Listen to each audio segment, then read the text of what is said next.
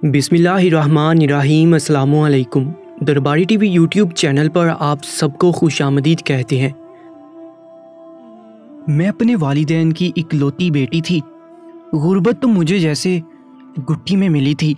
मैंने जब से होश संभाला था घर में हर वक्त तंगदस्ती देखी थी और इस तंगदस्ती को मैंने अपनी किस्मत समझ लिया था।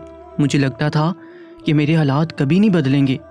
अमीरी क्या होती है और 2 वक्त का खाना सुकून से लोग पेट भर के कैसे खाते हैं, मुझे मालूम नहीं था। मेरी दुनिया अपने जैसे ही गरीब लोगों के गिर्द घूमती थी जिसमें गुर्बत ही गुर्बत थी। मैं तो फिर भी खुशकिस्मत थी कि इकलौती थी, लेकिन मेरे मोहल्ले में हर कोई 3 से 4 या ज़्यादा बहन भाई होते थे और उनको एक वक्त भी पेट भर कर खाना पूरा नहीं होता था। मेरा बाप मजदूरी करता था, कभी काम मिल जाता और कभी नहीं। माँ भी ऐसे ही काम करती थी, लेकिन फिर भी हम अपनी बस्ती के बहुत से लोगों से ज़्यादा अमीर थे। जिस दिन लगातार मेरे बाप को काम मिलता रहता वो हमारे लिए ईद की तरह होता था। लेकिन मेरी माँ बहुत ही अच्छी और खुदा तरस थी। कभी ऐसा होता तो हमारे घर में कोई चीज़ होती और अगर वो थोड़ी सी भी बच जाती तो उसको दूसरे वक्त के लिए रखने की बजाय आस पड़ोस में दे दिया करती थी कि वो सब मजबूर लोग हैं, और उसे अल्लाह पर बहुत भरोसा हुआ करता था। वो हमेशा कहती थी कि जिस रब ने एक वक्त का खाना दिया है वो अगले वक्त का भी लाजमी देगा, और यही चीज़ बचपन से मेरी माँ ने मेरी गुट्ठी में भी डाली थी। हम लोग कोई बहुत अच्छे पक्के मुसलमान तो थे नहीं, कभी जुमे की नमाज़ पढ़ लिया करते थे, लेकिन ऐसे भी नहीं थे कि दायरा इस्लाम से ही निकल जाते। हमें अपनी हदूद भी पता थी और ये भी कि गुर्बत के बावजूद भी हमने कोई गलत काम नहीं करना। ज़िंदगी ऐसे ही चल रही थी और मैं अभी 10 साल की हो चुकी थी। हमारी बस्ती में मेरी उम्र के बच्चों को काम पर लगा दिया जाता था, लेकिन मैं काम नहीं करती थी, सिर्फ घर संभालती थी और मेरी माँ और बाप दोनों काम करते थे। एक दफ़ा ऐसा हुआ कि मेरा बाप बीमार हो गया और वो इस कदर बीमार था कि वो काम पर भी ना जा सका। वो काम ढूंढने जाएगा नहीं तो घर में तो काम आ ही नहीं सकता था। माँ की आमदनी से या तो बाप का इलाज हो सकता था या फिर हमारा पेट भरा जा सकता था। इसलिए मैंने माँ से कहा कि बाप का इलाज ज़्यादा ज़रूरी है। वो महीना हमारे लिए बहुत ही ज़्यादा मुश्किल था। डॉक्टर का एक ही कहना था कि दवाई के साथ अच्छी खुराक की भी ज़रूरत है, जबकि हमारे पास तो सिर्फ इतने पैसे थे कि या दवाई ख़रीद सकते थे या 2 वक्त का खाना पूरा कर सकते थे। अच्छी खुराक तो हमने कभी ज़िंदगी में नहीं खाई थी, लेकिन बाप के लिए आखिर मुझे भी घर से बाहर कदम निकालना पड़ा और अब माँ के साथ मैं भी काम पर जाया करती थी। माँ मुख्तलिफ जगहों पर सफाई का काम किया करती थी, लेकिन कम उम्र होने की वजह से मुझे काम नहीं मिलता था। रोज़ाना माँ के साथ जाती और खाली हाथ वापस आ जाती। कभी ऐसा होता कि काम मिल जाता और कभी नहीं। मुझे ऐसे काम के लिए जाता देखकर मेरा बाप बहुत परेशान होता था। मुझे काम की तलाश में परेशान होते देखकर हमेशा खुद को ही दोष देता कि काश वो बीमार ना होता और मुझे काम के लिए बाहर ना जाना पड़ता। मैं तो कभी सोच भी नहीं सकती थी कि मेरा वो बाप जो अपनी बेटी को सिर्फ बाहर काम के लिए जाते देखकर इतना ज़्यादा परेशान हो रहा है, कभी वो भी कोई गलत रास्ता अख्तियार कर सकता है। मेरे बाहर जाकर कमाने की कोशिश करने से एक और नुकसान ये हुआ कि मैंने बाहर की दुनिया देख ली।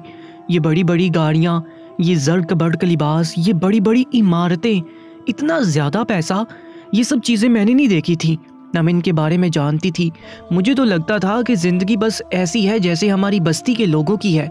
मुझे तो ये भी नहीं पता था कि लोगों के पास इतना पैसा भी होता है, और मुझे इससे पहले अपनी ज़िंदगी से कोई गिला नहीं था। मैं तो खुश हुआ करती थी कि मेरी ज़िंदगी बाकी सबसे बहुत अच्छी है, लेकिन अब मुझे अपनी ज़िंदगी से गिले पैदा होना शुरू हो गए थे। मुझे लगता था कि मुझे भी हक है, मैं ऐश से ज़िंदगी गुजार सकूं, बड़ी बड़ी गाड़ियों में सफ़र कर सकूं, बड़े बड़े घरों में रह सकूं, अच्छे से अच्छा पहन सकूं और सबसे बढ़कर अच्छे से अच्छा खा सकूं। लेकिन ऐसा होना मुमकिन नहीं था कि जादू की छड़ी तो मेरे पास भी नहीं थी जिसके घुमाने से सब बदल जाता, बल्कि जो कुछ था वो भी ख़राब हो गया था। बाप की बीमारी ने इतने बुरे हालात पैदा कर दिए थे कि मैं और मेरी माँ इससे पहले 2 वक्त का खाना खा लिया करती थी, अब सिर्फ 1 वक्त का खाना खाती, और वो भी सिर्फ इतना कि हम जिंदा रह सकती। और कभी कभार तो यूँ होता कि खाना सिर्फ इतना सा होता जो बाप को दे सकती, और हम लोग खुद भूखी रह जाती। मेरे जहन में बगावत सर उठाने लगी थी। 1 माह बाद मेरा बाप बिस्तर से उठा और पहले दिन काम के लिए गया। पहले दिन से काम तो ना मिला, लेकिन अपने बाप को बिस्तर पर पड़ा देखकर जो फिक्र मुझे हर वक्त होती रहती थी वो ख़त्म हो गई थी। ज़िंदगी दोबारा से पहली डगर पर चलने लगी थी। मैं घर रहती और मेरे माँ बाप काम के लिए जाते, लेकिन मुझे ज़िंदगी देखने का शौक़ पैदा हो गया था, इसलिए कभी कभार ज़िद करके माँ के साथ बाहर चली जाती थी। काम तो नहीं करती, लेकिन बैठकर बस गाड़ियाँ देखती, कपड़े देखती, खाना पीना देखती। मेरी माँ को ये बिल्कुल पसंद नहीं था। वो मुझे समझाती, आपके पास जो है उस पर शुक्र करो, लेकिन बेहतर से बेहतरीन की ख्वाहिश इंसान के अंदर पैदा होती ही रहती है। और मैं उम्र के जिस हिस्से में थी वहाँ ऐसी ख्वाहिशात करना गलत बात भी नहीं थी। मैं हर वक्त घर में इन सारी चीज़ों की बातें करती रहती और ख्वाहिश करती, काश मेरे पास भी ये हो। बल्कि अक्सर तो मैं ज़िद शुरू कर देती कि मुझे ऐसे कपड़े या ऐसा खाना चाहिए। मेरी जगह कोई और होती तो शायद चोरी जैसे काम करना शुरू कर देती, लेकिन अंदर की अच्छाई मुझे कोई गलत कदम उठाने नहीं देती थी। फिर शायद एक दिन मेरी दुआ मेरे रब ने सुन ली, या शायद मेरा नाशुक्रापन अल्लाह को पसंद नहीं आया।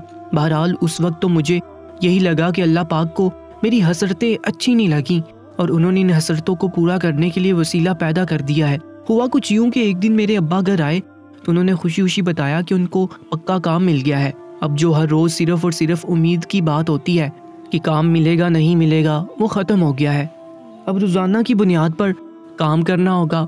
मेरी माँ ने पूछा क्या काम है, तो उन्होंने कहा कि फैक्ट्री में काम मिला है, टाइमिंग ज़्यादा होगी और रात की शिफ्ट में काम करना होगा, लेकिन तनख्वाह अच्छी दे रहे हैं। हम लोगों ने इस पर भी शुक्र अदा किया। और जो पहले महीने अब्बा ने तनख्वाह माँ के हाथ पर रखी, इतने ज़्यादा पैसे देखकर मेरी तो आंखें ही रुक गई। हमने पूरे महीने का सौदा घर में डाल दिया और कुछ पैसे बस्ती के वो ज़रूरतमंद जिनके घरों में खाने को कुछ नहीं था उनको दे दिए। अम्मा भी काम करती थी, इसलिए हमारा गुजारा चल रहा था, लेकिन पैसे बस्ती वालों को देना मुझे अच्छा नहीं लगा। इससे मेरी कितनी ही ख्वाहिशात पूरी हो सकती थी। इसलिए माँ से कहा कि सारी चीज़ों पर तो सिर्फ मेरा हक है, आपने ये दूसरों को क्यों दिया। लेकिन माँ ने समझा बुझाकर मुझे चुप करवा दिया कि अपनी आमदनी में से दूसरों को देना चाहिए, ये हमारे नबी का हुक्म है। उस वक्त तो मैं चुप कर गई, लेकिन इसके बाद वो सिलसिला चल निकला। कुछ ना कुछ अब्बा रोज़ाना लेकर आ जाते, कभी पैसे भी ले आते। जो मेरी माँ पूछती कहाँ से आए हैं, तो हमेशा कहते थे कि मेरे काम से खुश होकर मालिक ने इनाम दिया है। हमारे घर के हालात सबसे अच्छे होने लगे। बस्ती में हम सबसे अमीर थे, लेकिन मेरी माँ अजीब सी कैफियत का शिकार थी। एक दिन अब्बा ने बताया कि उनके काम की शिफ्ट चेंज हो गई है, वो रात को नहीं बल्कि दिन को काम किया करेंगे। मुझे इस बात से बहुत खुशी हुई, क्योंकि अब्बा रात को घर नहीं होते थे तो मुझे डर लगता रहता था। लेकिन जिस दिन से मेरे अब्बा की शिफ्ट चेंज हुई थी, उस दिन से उन्होंने एक अजीब काम शुरू कर दिया था। वो रोज़ाना रात को एक दूध के गिलास में मुझे कच्चा अंडा डाल कर देते, बल्कि ज़बरदस्ती पिलाते भी कि तुम्हारी उम्र की लड़कियों के लिए ये बहुत ज़रूरी है। पहले दिन दूध में अंडा डालकर दिया तो मुझे उसका जायका बिल्कुल अच्छा नहीं लगा, लेकिन उनके डर से मैंने पी लिया और मुझे ऐसी नींद आई जैसे किसी ने नींद की दवा दी हो। और वैसे भी इस उम्र में तो नींद बहुत सख्त हुआ करती है। दूसरे दिन जब मैं सुबह उठी तो मेरी माँ रो रही थी। जब मैंने उनसे पूछा तो वो खामोश हो गई, उन्होंने कोई जवाब ना दिया। अब्बा तो चुपचाप सुबह काम पर चला गया था। फिर ये सिलसिला चल निकला। रोज़ाना अब्बा मुझे दूध में अंडा डालकर देते, और अगर कभी मैं कहती थी कि मैं खुद डाल लूँगी तो मना करते, नहीं ये मैं करके दूंगा। मुझे ये भी अब्बा की मोहब्बत ही लगती थी और मैं खुश होती थी इस बात से। लेकिन हमेशा ही ऐसा होता, जब मैं सुबह उठी अम्मा रो रही होती, लेकिन उन्होंने कभी भी मुझे नहीं बताया था कि वो क्यों रोती हैं। मैंने गुर्बत में भी माँ को रोते हुए कभी नहीं देखा था। मुझे समझ नहीं आती उनके साथ मसला क्या था। अम्मा हर वक्त परेशान रहने लगी थी और मेरी लाख पूछने पर भी कभी अपनी परेशानी नहीं बताती थी। मुझे कभी तो गुस्सा आता और कभी फिक्र कि न जाने ऐसी कौन सी परेशानी में मेरी माँ मुब्तला है जो शेयर नहीं कर सकती। शायद वो मुझे छोटा समझकर परेशान नहीं करना चाहती। मैंने सोचा जो भी होता है कहीं रात को ही होता है, क्योंकि सुबह मेरी माँ रो रही होती थी और अब मुझे ये मालूम करना था कि सब क्या सिलसिला है। और फिर एक दिन मैंने बड़ी कोशिश की कि मुझे नींद ना आए, लेकिन मुझे नींद आ जाती थी जैसे उस दूध में नींद की दवा हो। जब 2-3 दिन मुसलसल कोशिश करने के बावजूद भी मेरी नींद ख़त्म ना हुई तो मैंने किसी को बताए बगैर एक दिन दूध नहीं पिया। मेरे बाबा मुझे अपने सामने ही दूध पिलाते थे, लेकिन अब 2 माह हो चुके थे इस बात को और उन्हें मालूम था कि मैं दूध पीती हूँ, इसलिए ज़्यादा नज़र नहीं रखते थे। और उस दिन मुझे ऐसे ही मौका मिल गया। दरवाजे पर मोहल्ले का कोई बंदा गया, मेरे बाबा को जाना पड़ा। मैंने दूध नहीं पिया और हमेशा की तरह मैं बिस्तर में घुस गई। थोड़ी देर बाद मैंने सोने का नाटक शुरू कर दिया, लेकिन आज मुझे वाकई ही नींद नहीं आ रही थी। 10 मिनट बाद मेरे बाबा अंदर आए और उन्होंने आकर मेरे कमरे में देखा। मैं तो जाग रही थी, लेकिन मैंने जाहिर नहीं होने दिया। उन्होंने भी दरवाजे से ही देखा और पलट गए। थोड़ी देर बाद घर से बाहर बातों की आवाज़ें आ रही थी। लेकिन फिर वो आवाज़ हमारे सहन में आने लगी, जैसे कुछ लोग लड़ाई कर रहे हों, और मैं चुपके से ही उठकर दरवाजे की तरफ बढ़ गई। दरवाज़ा थोड़ा सा खुला हुआ था। मैंने उसको ज़रा भी खोलने की कोशिश नहीं की और उसी दरवाजे से बाहर जाकर देखने लगी। लेकिन बाहर के मंजर पर नज़र पड़ते ही मुझे यूं लगा कि मेरे कदमों के नीचे से ज़मीन निकल गई हो। बड़ी मुश्किल से अपने मुंह पर हाथ रखकर अपनी चीख को रोका, क्योंकि अगर मेरे मुंह से ज़रा भी आवाज़ निकली तो बाहर मौजूद सबको मालूम हो जाता कि मैं अंदर हूँ और जाग रही हूँ। इसके बाद न जाने मेरे साथ क्या होता। मैं फ़ौरन बिस्तर पर जाकर लेट गई। अब मुझे किसी हद तक अपनी माँ के रोने की वजह समझ आ गई थी। बहुत सोचने पर भी मुझे नहीं मालूम हुआ ये सब क्या है और मेरा बाप ऐसा कर भी कैसे सकता है। ये सवाल मैं माँ से नहीं कर सकती थी और बाप से तो बिल्कुल ही नहीं कर सकती थी। दूसरे दिन सुबह हमेशा की तरह मेरी माँ शदीद रो रही थी और मेरा बाप कहीं नहीं था। लेकिन अब मुझे घर में आने वाली नेमतों और हर वक्त मिलने वाले पैसों से कोई गर्ज नहीं थी। मुझे मालूम हो गया था कि पैसे कहाँ से आते हैं और मेरा बाप क्या सब कर रहा है। काश ये मंजर मैं कभी ना देखती जिसने मुझे वक्त से पहले बड़ा कर दिया है। अब मैं और ज़्यादा मोहतात हो गई थी। मैं दोबारा वो सब नहीं देखना चाहती थी, इसलिए अब खुद ही चुपचाप दूध पी लेती ताकि बेहोशी की नींद सो जाऊं और मुझे मालूम भी ना हो क्या हुआ है। लेकिन सोने से पहले मैं अपना दरवाज़ा अंदर से बंद करना नहीं बोलती थी और मुझे मालूम भी ना हो क्या हुआ है। मैं अपने ही घर में खुद को गैर महफूज समझने लगी थी और मेरा बाप जिसकी अजमत का एक अजीम बुत मेरे दिमाग और दिल में बना हुआ था, वो बुत पाश पाश हो चुका था। मुझे मालूम हो गया था कि मेरी ख्वाहिशात की वजह से शायद मेरा बाप इस रास्ते पर चल निकला है और मेरी माँ, वो तो बेगुनाह होते हुए भी सज़ा उठा रही है। काश मैंने अच्छी और बेहतरीन चीज़ों की फरमाइश ख्वाहिश ना की होती। अब तो घर में आने वाले रंग बिरंगे खाने भी नेमत नहीं बल्कि जहमत लगा करते थे। अब्बा मेरे लिए जो चीज़ लेकर आता मुझे जहर लगती थी। अब्बा से नफरत होने लगी थी। मुझे माँ से शदीद हमदर्दी थी। कभी दिल चाहता कि माँ को बता दूं कि मैं उनका राज जान चुकी हूँ और माँ को लेकर यहाँ से कहीं दूर चली जाऊँ, लेकिन इसके अलावा कोई ठिकाना भी तो नहीं था, क्योंकि यही बस्ती हमारा ननहाल भी थी और ददियाल भी। लेकिन वो सब में किसी से भी शेयर नहीं कर सकती थी, किसी भी बंदे से नहीं, बल्कि बात अगर ज़रा सी भी निकलती तो शायद हमें इस बस्ती में भी रहने ना दिया जाता, क्योंकि इस बस्ती का एक कानून था जो उन सब लोगों ने खुद ही अपने ऊपर लागू कर लिया था कि यहाँ सब मिलजुल कर रहते थे। कोई कभी भूले से भी किसी गलत चीज़ के बारे में नहीं सोचता था, क्योंकि सभी मुश्किल से गुजारा करने वाले लोग थे, लेकिन एक दूसरे की मदद कर दिया करते थे। समझ नहीं आता था कि इसी बस्ती में रहकर बड़ा होने के बावजूद मेरा बाप कैसे कोई गलत काम कर सकता है। और फिर वो तो मेरी माँ से शदीद प्यार करता था और वो अक्सर कहा करता था कि तुम काम भी मत करो, मैं कमा कर लेकर आ रहा हूँ, तो फिर मेरी माँ को ऐसा आदमी इस आग में कैसे झोंक सकता है। और मेरी वो माँ जो हर बात में मुझे अल्लाह और उसके रसूल के बारे में बताया करती थी, वो इतना कुछ अपनी ज़ात पर क्यों सह रही है, वो क्यों शोर नहीं मचाती, क्यों लोगों को नहीं बताती। एक दिन जब मैं सुबह सोकर उठी तो एक और क़यामत मेरी मुंतज़िर थी। मेरी माँ अपने ही घर के सहन में बेहोश पड़ी थी। मैं भागकर उसके पास गई, पानी डालकर उसको होश में लाया। मैंने माँ से कहा कि किसी को बुला लेती हूँ और आपको डॉक्टर के पास ले जाते हैं, लेकिन मेरी माँ ने फ़ौरन मुझे रोक दिया। उसने कहा कि कभी किसी सूरत भी ये बात किसी को नहीं पता चलना चाहिए कि मैं यहाँ बेहोश पड़ी थी। बस तुम ज़ुबान पर ताला लगा लो। अगर मैं पहले वाली कैफियत में होती तो शायद सवाल करके माँ की जान खा जाती, लेकिन उस रात के देखे हुए मंजर के बाद मुझे अपनी माँ की बात की समझ आ गई थी, इसलिए मैंने अपनी ज़ुबान को कफल लगा लिया और किसी से कोई बात ना की। मैं पहले से बढ़कर अपनी माँ का ख्याल रखना शुरू हो गई थी। शायद ये मेरी तरफ से एक मदावा करने की कोशिश थी। मेरा बाप अमूमन असर और मगरिब के दरमियान किसी वक्त आ जाता था, लेकिन उस दिन इशा हो गई और अभी तक वो नहीं आए थे। हम लोग अब्बा का इंतज़ार करते रहे, लेकिन वो ना आए। इसी चक्कर में रात हो गई और वो पूरी रात ही हमारी बेचैनी में गुजरी, लेकिन अब्बा को कुछ पता नहीं था। दूसरे दिन पूरा दिन अब्बा के बारे में कुछ मालूम नहीं था। वो जब दूसरी रात आई और अब्बा नहीं घर आए तो माँ के साथ साथ मेरी परेशानी भी हद से ज़्यादा बढ़ गई। जैसे भी थे, अब थे तो मेरा बाप ही, और क्या मालूम उनके साथ क्या हुआ हो।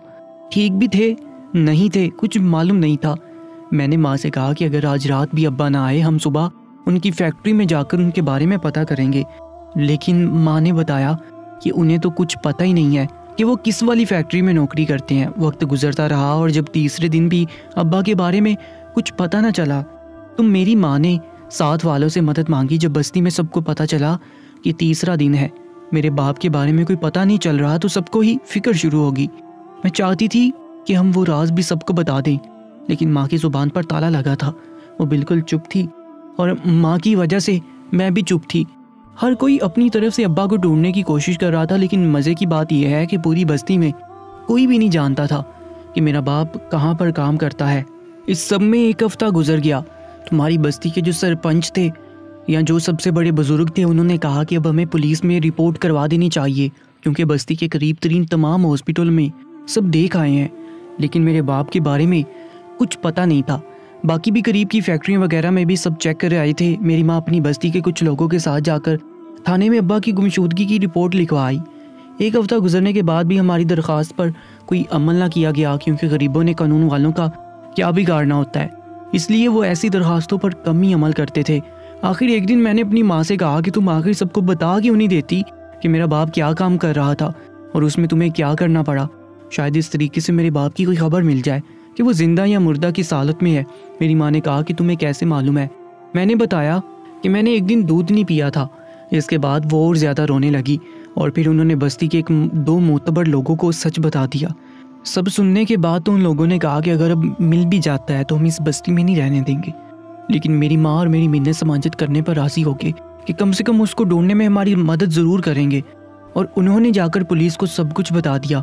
इस बात के सुनने के बाद तो पुलिस ने लाजमी ही काम करना था, क्योंकि मेरा बाप जिस गलत काम में पड़ चुका था, ये केस पुलिस के लिए अहम था। और फिर जब हकीकतन पुलिस ने कार्रवाई शुरू की तो एक हफ्ते में ही मालूम हो गया कि मेरा बाप कहाँ काम करता था, और उन लोगों को पुलिस गिरफ्तार करके ले आई। लेकिन उनकी फैक्ट्री में कहीं भी मेरा बाप नहीं मिला था। मैं भी गई थी साथ वहाँ पर। पुलिस ने मेरी माँ का बयान लिया तो मुझे भी सारी हकीकत मालूम हुई कि मेरा बाप गुर्बत से तंग आकर एक फैक्ट्री में नौकरी के लिए गया। उन लोगों ने उसको नौकरी पर रख लिया। उसे मालूम नहीं था कि वहाँ क्या काम होता है। शुरू में रात की शिफ्ट पर रखा और ये खुशी खुशी काम करने लगा। ये सफाई सुथराई का काम करता था, लेकिन जल्दी उसे मालूम हो गया कि वो भी कोई आम फैक्ट्री नहीं है, बल्कि वहाँ पर हेरोइन वगैरह बनाकर पैक की जाती है, जिसे स्मगल किया जाता है।